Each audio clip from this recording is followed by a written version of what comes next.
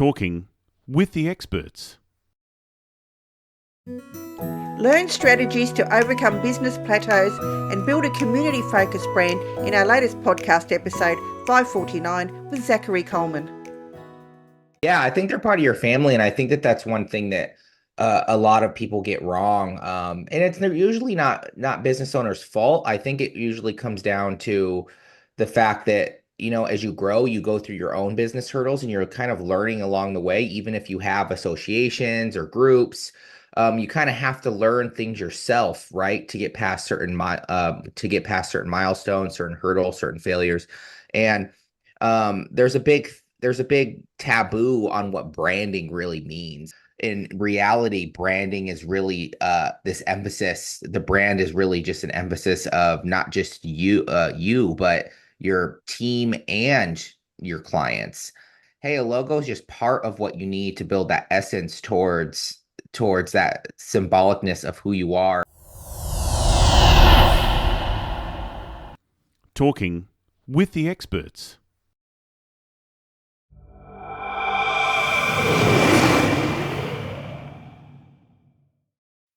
Are you looking to elevate your brand? Advertise with Talking with the Experts and reach a global audience. With over 36,000 monthly listeners, your message will resonate with a dedicated and engaged community. Hosted by Rose Davidson, our podcast is ranked in the top 100 in Australia and the top 20 in New Zealand. Boost your brand visibility, connect with potential customers and drive conversions. Our listeners are eager for innovative solutions and expert insight. Let your brand be the one that they trust. Are you ready to grow with us? To learn more about advertising opportunities, contact us today at talkingwiththeexperts.com. Talking with the experts. Welcome to Talking with the Experts, where we believe that success is a journey, and every journey is easier with help from friends. That's why we bring you top-notch experts and real business heroes eager to share their lessons from the road to success. We delve into new topics each week: effective marketing strategies, innovative problem-solving, financial planning, and team building. We tackle everything you need to know to grow your business and keep it thriving. Whether you dream about launching your first startup or a business veteran looking to shake things up, we've got you covered. With each episode, you'll gain knowledge, boost your confidence, and be inspired to take action. So, grab a coffee, make yourself comfortable, and join our exciting journey. You're not alone in this. We're here, guiding you, cheering for you, and celebrating each milestone. Let's turn your business dreams into reality, starting today. Here is your host, Rose Davidson. Hello, welcome to Talking with the Experts. I'm your host, Rose Davidson from rosedavidson.com. Talking with the Experts is all about business by business owners for business owners. You can find it on all podcasting streaming platforms and on YouTube. And today my guest is Zachary Colman, and we'll just call him Zach for short, because Zachary's a bit long, especially for this time of the day. Zachary is going to be discussing with us how losing our values will lose value over time, and the importance of living by one's values and how those values can help your brand get past business plateaus or personal feelings of being undervalued. Now, Zach has established his business and he observed a recurring pattern at various workplaces that he had been a part of. And what he noticed was the lack of consideration towards customers, with the focus centered on making sales and maximizing profits, made him realize he wanted to create a place where customers wouldn't feel as, they were being overlooked, but he wanted them to feel like they were part of a community, that they were being seen and they were being heard. Now, Zachy is the founder of a successful grit-focused branding agency and gym growth agency, and is an expert in personal corporate branding and warm marketing tactics. Wow, I love warm marketing, much better than the cold call things that we do, and a lot of business owners do, and something that I really dislike immensely. And He has helped countless professional athletes, personal brands, and athletic-driven corporate brands build mindsets and help them build their brands around this community that we should all be focusing on with our customers. Zach, it is such a pleasure to have you. Thank you so much for joining me today. Thank you for having me on. I really appreciate it. Yeah, I have a long bio there, don't I? Never mind, there's a lot to get through. Zach, tell me how you got to be where you are. So how did you start doing what you're doing? What was the reason, and why are you doing what you're doing now? Well, to kind of summarize my story a little bit, I was in the corporate world for about 6 or 7 years, moved up quite fast into creative director position. And on my last job, I had kind of this, what I call honeypot syndrome, where, I had a very good boss, medium boss, and then a bad boss, all within about a 3 year period. Not 3 year, more like 2 period time. And I just got to the point where I was like, I can do this. I can do this better on my own.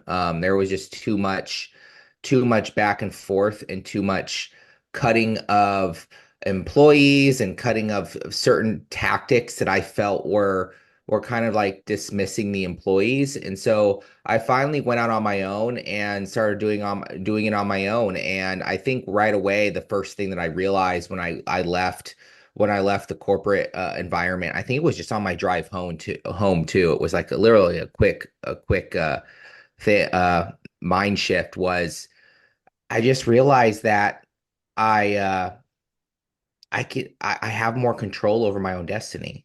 I had more control over what I was doing. I always thought that, being in the corporate world, my destiny, I had such, direction, and it kind of shifted. I realized, oh, they could have let me go at any time, and now I have 100% control over what I do, how I do it, within the business environment. And over the last about 8 years that I've been in business now, I've just, slowly grown this business to a certain point, and I've started to see certain touch points and correlations with how people interact with not just services, but interact with their customers and their employees, and even shifts on how growth happens and why honestly, why that 90% of people fail at business within the first 3 years. And I started to try to find certain things and implement based off of my experience to help our growth, but also to help other people understand how they can get past certain hurdles within their business growth. It's really important. I think I'm really into heart-centeredness. I would rather give than to receive. I'm just that way inclined, and one of my passion projects is helping domestic violence survivors by offering them a free pamper day annually, and we get a bunch of business owners together and they offer their services, and we get all these DV survivors just having a day of indulgence for a whole day, and to me, that is giving back to the community. And I love that you want to bring into a business that feeling of community, because it's really important that there's no me, there's an us and a we involved. And, your customers are part of your family, in my mind. Yeah, I think they're part of your family. And I think that that's one thing that a lot of people get wrong. And it's usually not business owners' fault. I think it usually comes down to the fact that, as you grow, you go through your own business hurdles and you're kind of learning along the way. Even if you have associations or groups, you kind of have to learn things yourself, right? To get past certain milestones, certain hurdles, certain failures. And there's a big taboo on what branding really means in society. And I think that in reality, branding is really this emphasis. The brand is really just an emphasis of not just you, but your team and your clients. And I mean, I can count on, I don't even know how many hands here, how many people come and they're like, hey, I just want a logo. I just want, you to create some fancy coloring that I can put up on a sign. And I try to tell them like, hey, a logo is just part of what you need to build that essence towards towards that symbolicness of who you are as a company, and it should be represented by you. I mean, there's too many other things out there that you have control over, like how you are to people, that actually have such a huge impact on the growth of your brand and how people see your brand. And I mean, we could use countless examples in large corporations, and I think a good way to look at it is, you know, when you kind of look at larger corporations, you can find the ones that are really human driven, but you can also find the ones that you're like, hey, right away you can kind of tell that, hey, they're just profit oriented. And you can even tell by other things. I mean, right away, a good example would be, you know, when I have a call with a large corporation and I get the ring around with like 18 different people and I don't know what's going on, you know, like example would be like a bank, you know, calling your bank to even pay a bill, or call a bill association, and you know, you're going back and forth and you're like, I'm trying to pay you here. Why am I talking to 18 different people to pay you money? But that's just a rant because that's happened to me a few times. But you know, at the end of the day, I think that that emphasis on how those businesses grow always comes back to the person who started the corporation, or the new CEO, or whoever's involved in leadership. And that's the way a business usually grows, right? And so there's this huge misalignment with branding and understanding that, hey, it all really starts with you and how you end up growing that business that's going to build that ever-growing brand awareness and that brand retention around how you evolve. Yeah, absolutely. And, you know, as a business owner, you know, discovering what your unique values are is really important. I mean, you need to spotlight those with your employees, with your team members, with your clients, your customers. I think it's really important that, you know, it brings to mind a story some years ago. I'm showing my age now, but Remington, the shaver company, he started off as an employee. He bought shares in the company and then he profit shared. And he was one of the first companies in the world to profit share with his employees, because he thought, well, they'd help build the company. Why not let them, you know, reap the benefits of that? And I think that, you know, I mean, I don't mean that companies should profit share, but he valued his employees and his team members so much that he would go to those lengths to do that and build that family, build that team. And that was part of his value. Yeah, and I think there's a huge misconception in today's world. Personal branding has started to become so popular.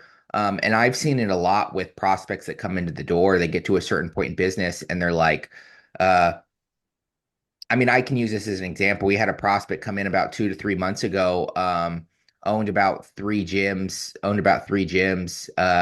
and he was completely underwater. And his idea was to cut all of his employees and make everything digital. And I'm like, that's kind of the opposite of what you need to do. Because you're looking to, especially in the gym space, because you're looking to build a community for people to come to, and customer service and the people that you interact with is part of that experience. And I think that it's very easy for people to get caught up in this game of, oh, I can build this billion-dollar business myself, and it ends up causing them to focus a lot more on profits, and how much they make, which of course, you know, I'm never against making money. You know, I think that everyone needs to make money. Companies need to always focus on top line revenue. They need to focus on bottom line. It's just part of the game of business. But you also need to understand that, hey, your mindset will kind of shift at a certain point where you're like, hey, this is no longer about me. This is about the people I bring on. And so why wouldn't you want to try to lead people that want to work for your company and want to match your vision and your values? Because it's just going to make life not just easier, but it's going to make the growth of the overall vision of what you're trying to accomplish in the world easier. I think, yeah, of course. And I think putting people before profit and you know, having that mindset that, you know, money's not everything. I think, you've got to go down to the coalface and talk to your people, and you need to find out about them, and you bring that into your business. And everything, if everything was online, it's so, to me, it just seems really cold and impersonal. Yeah. And I kind of went through my stage as well. I mean, I think we all kind of go through a stage, especially when we start. Me being in a digital type environment and having employees that are through a computer screen made it very hard for me to bring in that camaraderie and those values and that culture. And so I've been trying to work very hard on ways that we can build culture from a virtual aspect. But I was stuck behind the screen. I was doing everything from, I do digital marketing for clients, and I was at a point where I was just stuck behind the desk, and I was like, what's wrong? Like, why am I so burnt out? Like, why am I so burnt out? And that's when I had to go on to some self-discovery myself, just to kind of be like, all right, what can I do to feel more alive within my own business and enjoy my business again? Because I think when people come out and they say, hey, hustle culture, just kind of go at it, just kind of push 16-hour days. I don't think that's sustainable. Even if you love something, you need to find other things that are going to help you uh feel motivated in today's world, because no amount of money is going to make you happy. So try to find out ways that you can contribute back to society. And going back to how, as you lose values over time, lose your value, I think we've been kind of talking about that the whole time, right? I think it comes down to, as you continue to grow, you either go one way or another. You go towards, hey, how can we maximize profits, or how can we help our employees, help our customers know that, hey, we're contributing to a customer base the best way we can, and how can we provide for our employees? Because what's that going to do? That's going to lower internal retention rate. You're going to have employees longer. You're going to have customers that value enough to be advocates for you. And that's kind of the way that you should go. And so I'm a big component, honestly, of just saying, like, hey, I don't care how much amount of digital you do. You need to start looking at digital marketing as a community effort and stop looking at it as a transactional type environment. Yeah, I agree. And I think, if we can get past all those feelings of our, not only ourselves feeling undervalued, but, how we sometimes push that onto our customers, to our staff members, and, and sometimes they feel undervalued because they're not getting the recognition from the people who should be giving them and recognizing them. Yeah, and it's unfortunate. There's only so much that you know you can do for a customer depending on what you're doing, but having the customer know that, hey, I have a reliable team around me. Does this mean that you as the owner need to be on every single call with every single client? No. It just means that, hey, when I first started, when I was going through my rough patch about a year and a half ago, and I was feeling burnout, and I was like, what needs to change? The funny thing is that I kind of had to go backwards. I kind of had to sit down and be like, what are the things in my life that I started to take away, that slowly started to go away, that I need to bring back into the business? And those were my personal values.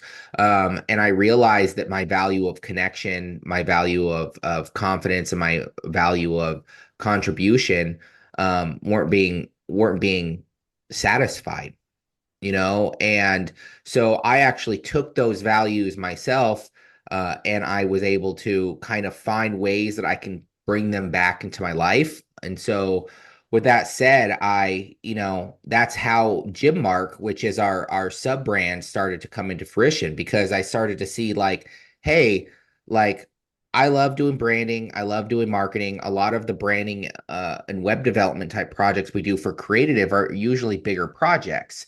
But I wanted to help an audience. I wanted to help an audience that wasn't, making 10, making $20 million a year. I wanted to start helping those clients that were making, um, 1 million, 3 million a year, that were still struggling with the marketing and the branding. And so I started going back to the gym. I used to go back in the day all the time. I used to go on my runs. I used to take my personal time, but I have 3 kids now. And so that kind of took a back burner. And so kind of working on my personal self allowed me to be like, oh yeah, like this sense of connection is what makes me thrive. What makes me grow. And I realized I was even lacking that with my existing employees. I was kind of just delegating. I wasn't really looking at, the bottom line of their well-being and how I could grow them. I was really just task oriented. So that sense of connection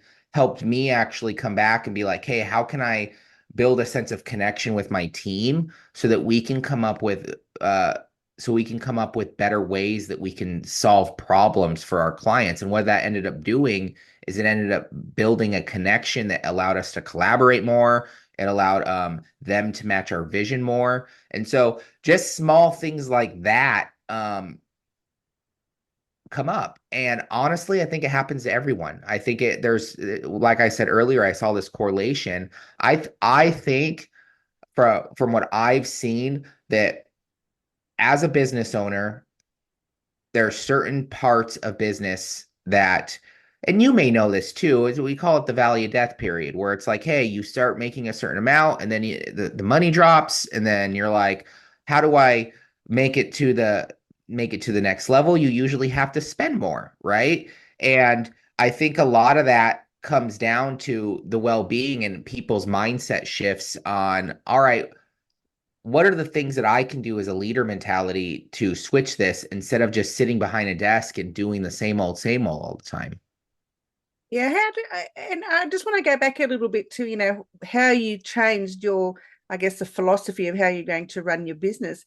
How did your team members, take that? It must have been quite a shift for them. Were they wary of you? Were they, concerned, or did they come on board with it, straight away? Or, because that's an interesting when an employer goes from one way of being to another way of being. And, I think sometimes it might make the employees a bit wary about why and what's happened and how come they're doing this. I think it's I mean, from my experience, the shift took time, and it still takes time. But I made sure right away when we were going to hire anyone new, we are really strict on looking at those values when we are hiring people. I want to make sure that people that come in have similar values of some sort. So we had to make that shift on our onboarding process, but I also had to make that shift on my customer, the psychological counterpart of the demo. From the customer side, I feel like so many companies focus just strictly on the demo and they don't focus on the psychological counterparts. And so I had to kind of make that shift too. And I think that's kind of an ongoing thing because it's still somewhat hard to identify certain people and what they like, because of course the team is going to be kind of, especially on interviews, they're going to be kind of scared and nervous. And so it's very hard from that perspective. But from internally, I think it's an ongoing process of collaboration on figuring out what's going to work and what's not, but it's really living by those values. Like I always try to live by connection. And for example, I will always have my team understand that, hey, when we have partnerships, I mean, when we have clients, especially being in digital, we're not service providers, we're partners. And so I don't want you, writing emails saying just stuff like, hey, here's your stuff, what do you think? It's more like, hey, we're working on this. This is what we found. This is what we're going to continue to work on.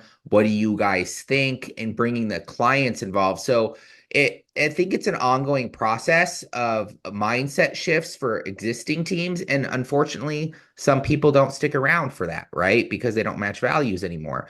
But the ones that really do match your values are the ones that are going to stick around and thrive in that environment. And so they're the ones that are starting to grow. And a big thing for me was getting out of management mode. So I had to start promoting and helping people grow internally. And so a lot of my team members, when I bring on, I make sure that, or existing members, there's a lot of education involved in the first week or two. Like, let's help teach you, let's help go on. And I like further education. I like helping them. And that's part of my contribution pillar to my team, is being able to be like, hey, I want to teach you as much as I can here, as you grow, and letting them know vulnerably that, hey, I'm still growing. I'm still growing as an individual. I'm not perfect. I'm not this guy on this high pedestal that's not going to talk to you. I want to make sure that, I'm here for you, and I will let you know the mistakes that I have made along the way and the failures that I have made. And so it has been an ongoing process, but I think that it's making the team stronger, and it's making us more aligned and connected with each other. Absolutely, I love that. That's how a team should work. I think that the boss will take instruction from the people that are that from his team members. I think that's a really great way for a business to be run. So well done to you. As Zach, I know you can be found in all sorts of places on the internet, YouTube, LinkedIn, your website. You've written a book, I see. So tell me what the book is and what's in it and how can it help people? Oh, I have not written a book. I have not written a book. I do have a TEDx coming out in a couple of months, and so I can't give that out because it's not out on the internet yet. But people can stay tuned to my YouTube channel to see more about that. Just look me up at zachcolman.com.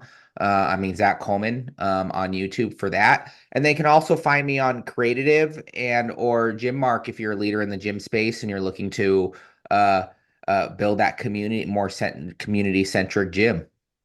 Wonderful. I was just, because one of the website addresses had author in it, so I just assumed you'd written a book. So my bad. Never mind. Sorry about that. We do.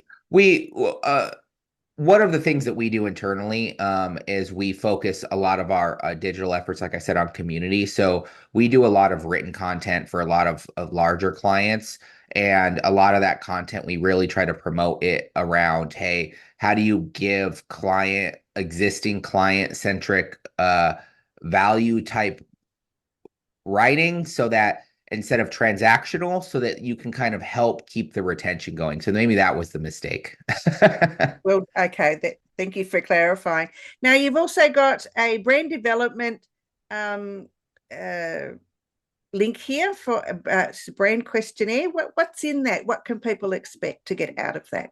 Yeah, so that's kind of a questionnaire for people to understand where they're at in their branding process. And so it's a very simple questionnaire, kind of like helps them sit down. I think it's about 10 questions, and it lets them kind of see where they're at on the scale of what they need to do with branding. I'm a very big component, like we were saying earlier, on if a client comes to us, they're only making 100 a year. I'm not going to say, hey, you need a logo and you need this huge branding package. And, like we said earlier, branding is much more than that. And so that questionnaire will kind of help them figure out in their hierarchy of where they are in their business, where they can start or where they can improve on their internal branding efforts. Great stuff. Yeah, it's something that's for people who are just starting out or are not, reaching those six figures. I think that's probably a good place to start, is finding out where you are on that hierarchy of the things that you need to know about your brand or your branding, or how you can get started, or where you need to shift your focus. Yeah, I think of back to the losing value situation. I think that there's a big value shift in oneself that needs to take place, and all that kind of leads to how you can kind of refine your why, how you can refine, especially when you're smaller, under six figures, or just in the not the valley of death, but you're in maybe a validation mode or that valley of death, because I think your why tends to shift, and you need to kind of go back and look at yourself and be like, hey, what was my why? Why was I originally doing this? Yeah, a lot of people lose that. I know I have on various occasions. I think, why am I doing this? Yeah. and you have to sort of sit back and you have to think about why you started doing something in the first place. Zach, it's been a pleasure. Now you can find Zach at creative.com. You can find him on YouTube, as we said before, at Zach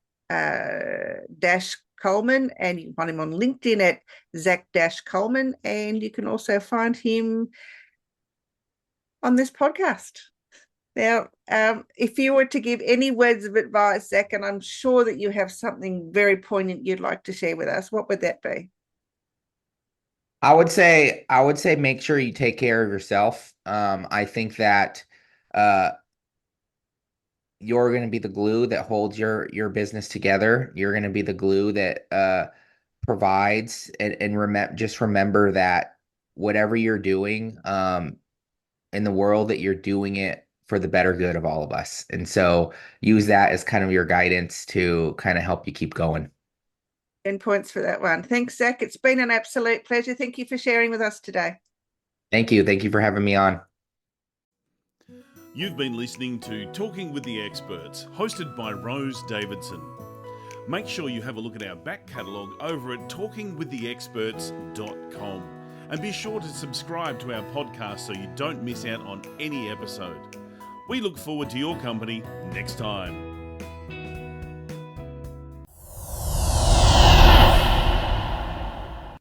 Talking with the Experts.